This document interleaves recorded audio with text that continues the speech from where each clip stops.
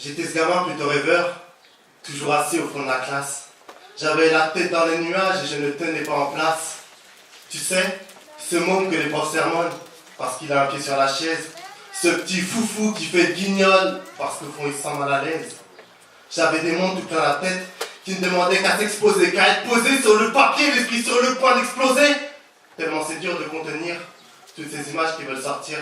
Ça va sans dire, j'étais ce garnement que les adultes aimaient punir. Pourtant, je n'avais rien de méchant dans le fond. J'étais juste un petit garçon manquant un peu de concentration. Il faut me comprendre, dans mon esprit, il y avait des guerres, il y avait des cris, il y avait des termes qui par l'écrit ne pouvaient guère être décrits. Quand on me demandait de rester sage, il y avait une incompréhension. C'est pas de ma faute si dans mes pages j'avais une autre définition. Moi je voulais penser par moi-même, mais on m'a dit c'est pas de ton âge, car à mon âge c'est bien connu. On doit être sage comme une image. Sage comme une image. Bête comme une photo, ouais. On me disait d'apprendre mes leçons, que pour l'instant c'était trop tôt. Moi je voulais parcourir le monde. À dos d'un cheval ou d'une moto, je me voyais déjà défier le conseil des 4 âges auto. Pendant que les autres de leur chambre avaient des posters de chanteurs, moi je contemplais les aiguilles, attendant patiemment mon heure.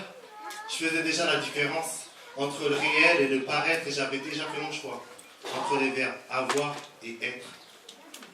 J'ai jamais été dans les normes, car quand tous rêvaient de connaître un footballeur ou un rappeur, moi je me disais que peut-être, un jour ou l'autre à coup de rêve, et en dépit de mon mal-être, j'en sortirais sur un papier mon propre nom de la mallette. Alors j'ai pris mes 26 lettres et mon petit bout de vocabulaire, et j'ai remplacé par des mots les images de mon dictionnaire. J'ai mis le tout sur un réchaud, de longues années à macérer, je me suis fait des verres acérés qui serviraient à lacérer. J'étais ce gosse qu'on punissait.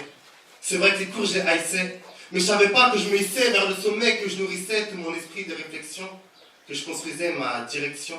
J'ignorais que du haut de mes 6 ans, j'avais la bonne définition. Car j'ai compris avec le temps.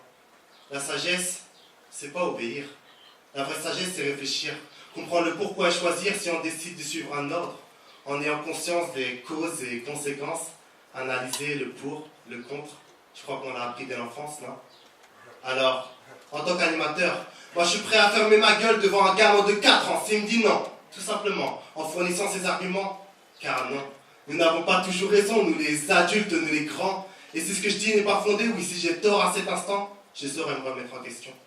Pas par défaut d'autorité, mais parce qu'on ne ment pas à l'enfant. Surtout quand il dit la vérité.